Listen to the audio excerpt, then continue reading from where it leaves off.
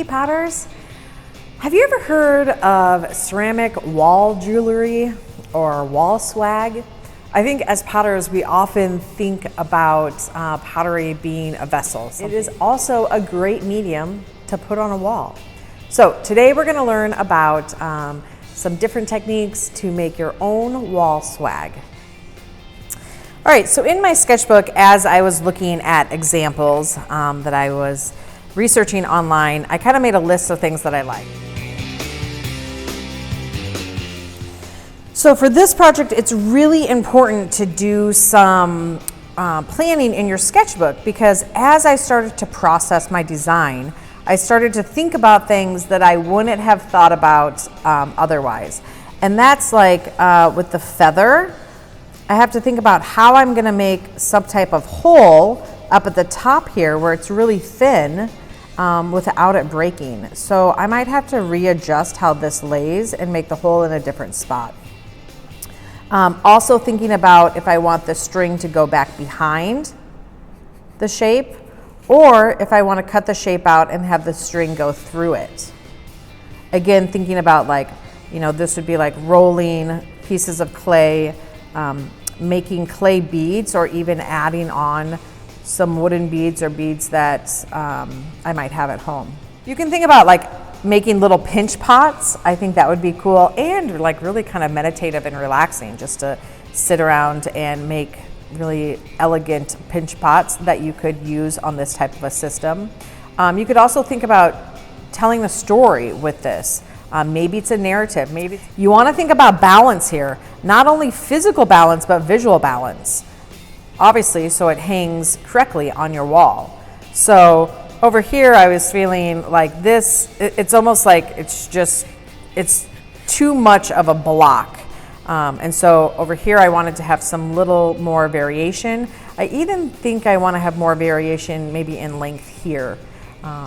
So lots of things to think about as you're planning. So potters, I'm using the at-home studio kit, just like you all have, in my bag of clay. Now, one thing that is not in the kit that would be really helpful is something to cut your clay.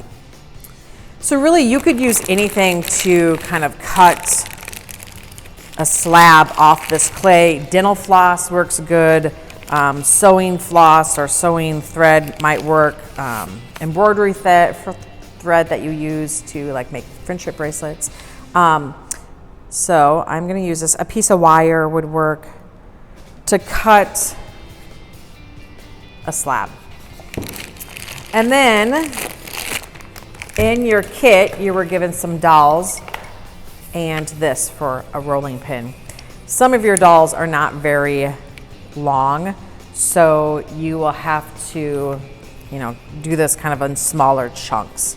So I'm gonna make this guy a bit smaller and lay it here. What's important about these is that it allows you to roll out a slab while maintaining or actually achieving the same thickness. So I put those on both sides. I want to make sure that the rolling pin is sitting on the dowels. Okay? Because in ceramics, we want everything to be the same thickness. Otherwise, it will crack. So here is one piece. And actually, I'm not loving how thick this is. So I'm gonna look around to see if I can find something to make this a little thinner. All right, so I found 2 pencils. This might make it too thin, but we're gonna try it out here. Oh yeah, I like that much better. So if you need to move what you're using, so there you go, pencils. It's a much better thickness for what I was going for. So I like to work kind of in an assembly line type system. So I'm gonna roll a few of these out. When you're rolling, it's best if you start in the middle of your slab and roll forwards and then roll backwards, and just keep doing that. Go back to the middle, forward, and then backwards. You wanna do this until your clay is all the same thickness, like so. Another thing that you could play around with is if you have any really simple cookie cutters, that would be fun. I'm hoping, that might be too thin. I'm hoping that I can do this and then this to make like a cutout shape. But for this project, I did want to use some feathers.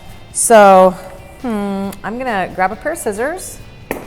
And this, you could use this for any shape that you're gonna do. We're just gonna make a stencil here. So for the feather, since it's symmetrical, I'm gonna fold this in half and kind of get a rough shape of a feather. A little too thick.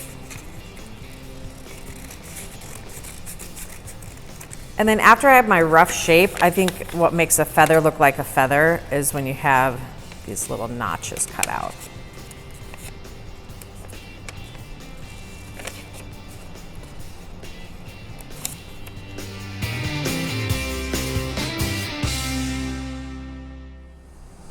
So I want to be careful where I put this paper on because I could get a couple leaves and maybe even some more shapes or beads out of this one piece. I like using just a kitchen steak knife. But make sure you ask your parents if that's okay. They do wash up fine. An X-Acto knife also makes a really good cut. And I'm just gonna go through and cut this.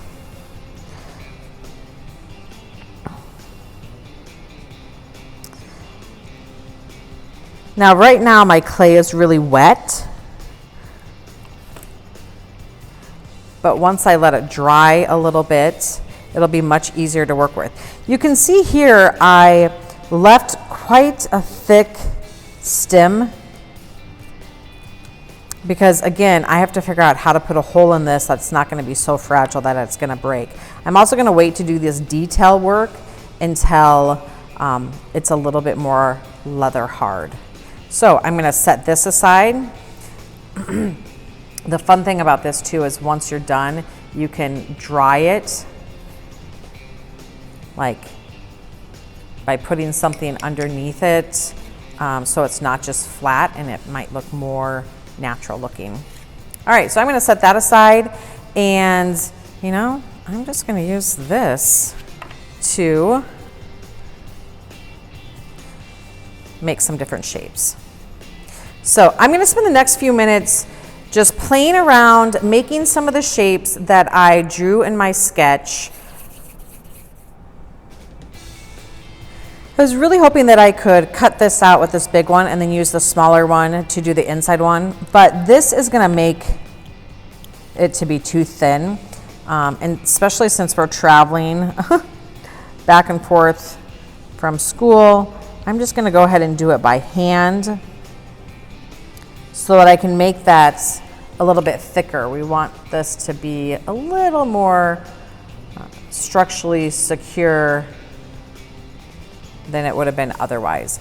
Now you can see I have a lot of like jaggedy edges. The clay is really too soft to work with to clean that kind of stuff up right now.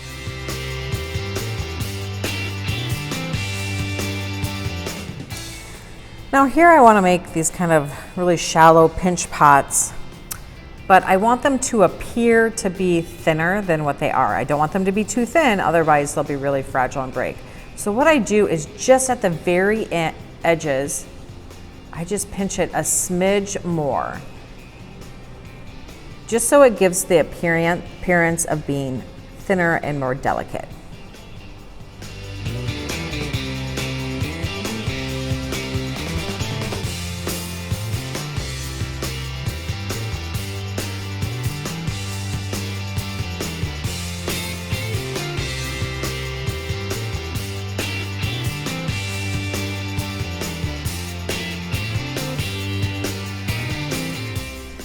Okay, so I have all my pieces made. I made some extras just in case I want to play around with it once they've been fired and I'm constructing them, so that's a tip for you. I'm going to take a little break and allow the clay to become leather hard.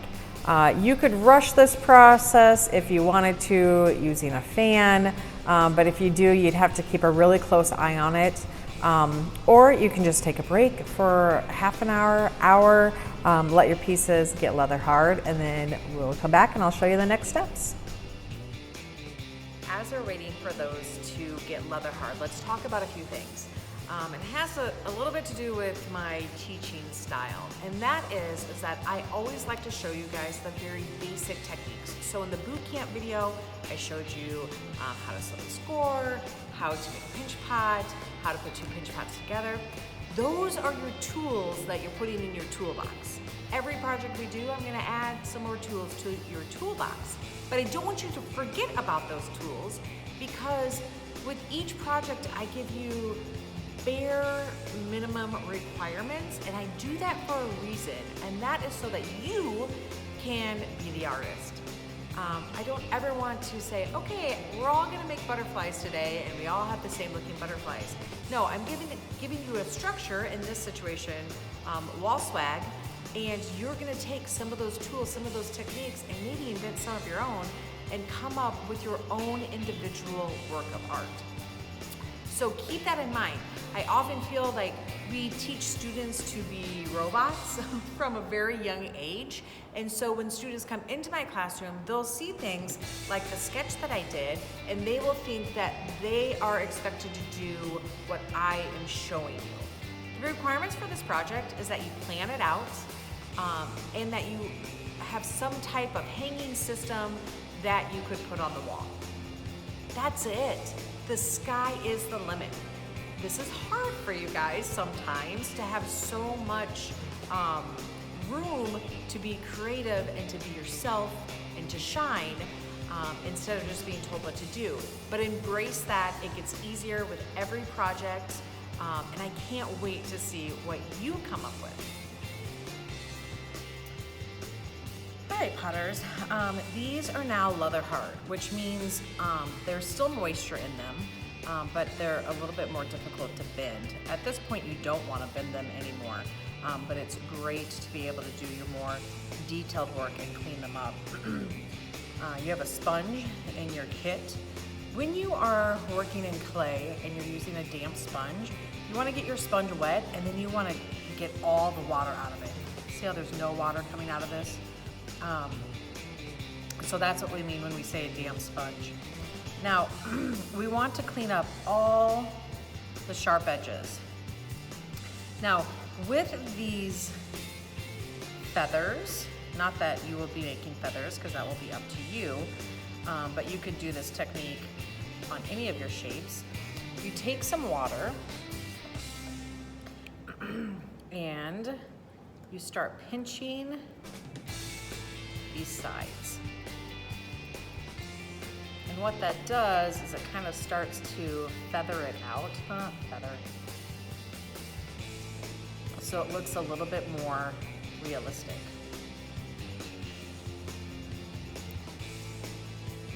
You don't want to add a ton of water. You also don't want to make it like so thin that it's going to chip. But look at the difference between this side and then this blocky side. So I'm going to do that again to the other side.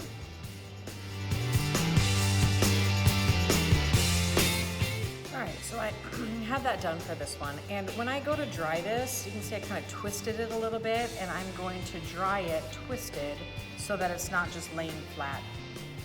Now with all my other pieces, again, I'm going to rinse that sponge out. I'm going to squeeze it out so there's no more water coming out. And then I'm just going to start cleaning up all the edges. This is a good time to do some other things like the details. If I wanted to, let's say, cut a shape out here.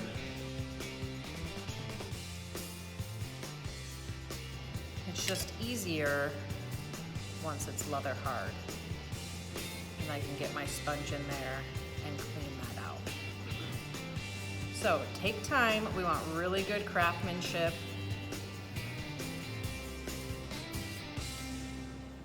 So they look really refined.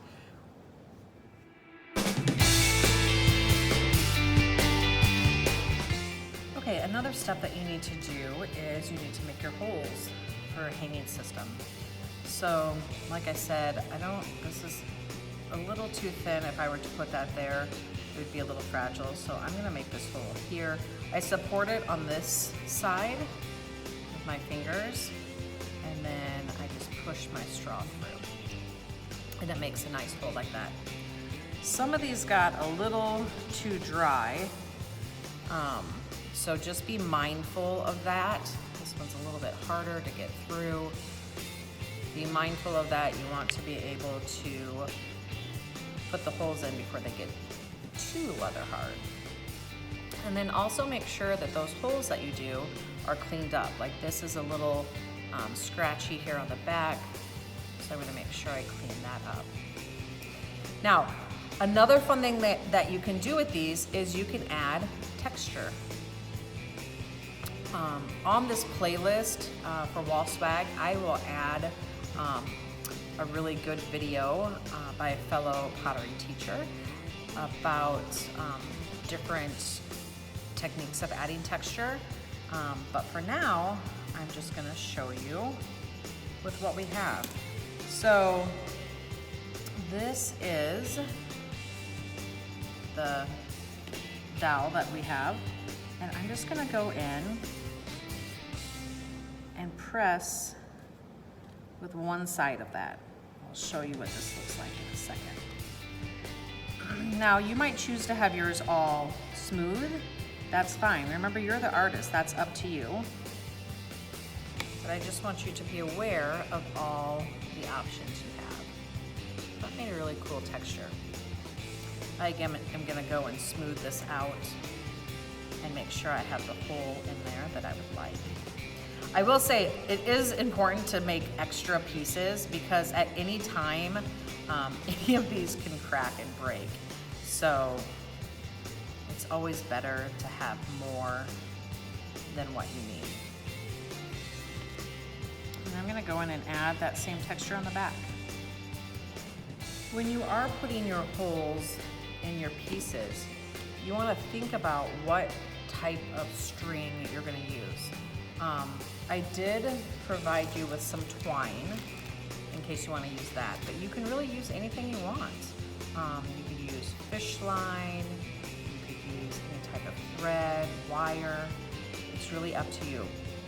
But you do need to think about the size of hole that you're doing to make sure that it's going to be big enough that your string will go through it. Now, if you tried to smooth this out and the clay was still too wet, you would just squish it and mush it all around.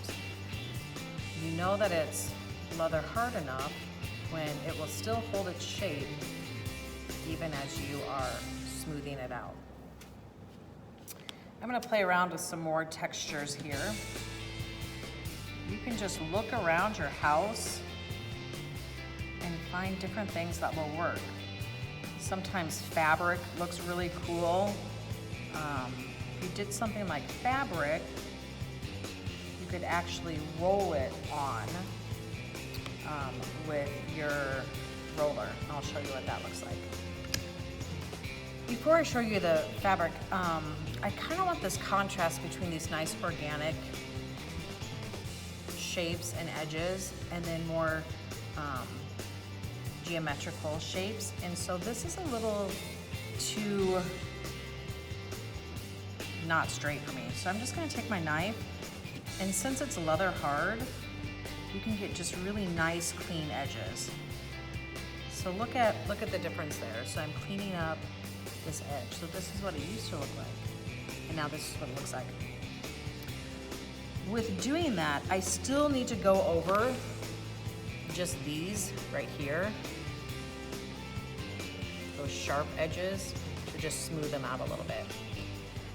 Okay, so I found some different things. Paper doilies. I have a plastic doily, which is really nice. If you know anybody that has those, that's a huge win. This kind of crochet thing. And what you would do, let's try the plastic doily, is just lay the doily over, or the fabric, it can be whatever, and then take your rolling pin and just apply pressure and roll over that. And then it will print the image or the pattern on there. Can you guys see that? So lots of fun things that you guys can do with this project. It's really just all about experimenting and playing, finding things that work for you, being inventive. Don't forget about putting your holes in so that you're able to hang them. I also said I was going to add some cuts into here, so this is a better time now to add some cuts to make it look more like a feather. I also want to be able to pinch those so they're not so boxy.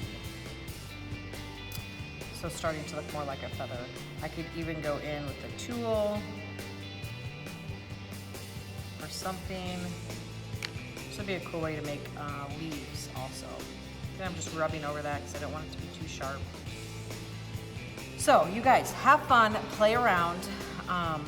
We are going to, when you do drop these off, I'm going to bisque them, and then I will put them in a cone 06 kiln to bring the clay to temperature, but we're not going to be glazing these. You do have underglaze in your studio kits, or that you took from the studio.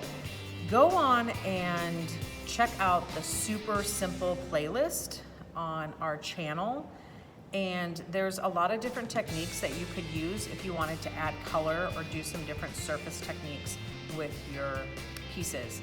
I will also say something that I've done with these in the past is use spray paint. I took masking tape and like taped this off and then did gold spray paint, which was really fun. So you could add underglaze and do an underglaze technique before you turn it in to be fired, or you could paint them or spray paint them if you wanted to when you got them back before you constructed these. All right, let's talk about the hanging system. I've seen some of them that are just like hanging off of strings, and like maybe just one string or multiple strings, and they're just kind of grouped together up here. Other ones, like you can go outside and find like a branch or a stick that's fallen and use that. I'm thinking like a cool wooden, like old wooden hanger, stir stick from like the hardware store, the painting stir sticks, anything. You can be inventive, find something around your house that you can transform into your hanging system. I can't wait to see what you guys come up with. Students, to finalize this project, once you get it returned, you're gonna do your final touches, and then you're gonna find a wall, or you could even just kind of hold it in front of a wall and take a picture. Think about the lighting, think about all the things that we've learned about. All right, there you guys have it. Enjoy playing around, relaxing, problem solving, making some mistakes and fixing them as you work your way through this project. Everything that you're doing is enhancing your knowledge of ceramics. So have fun. And remember to not take yourself too seriously.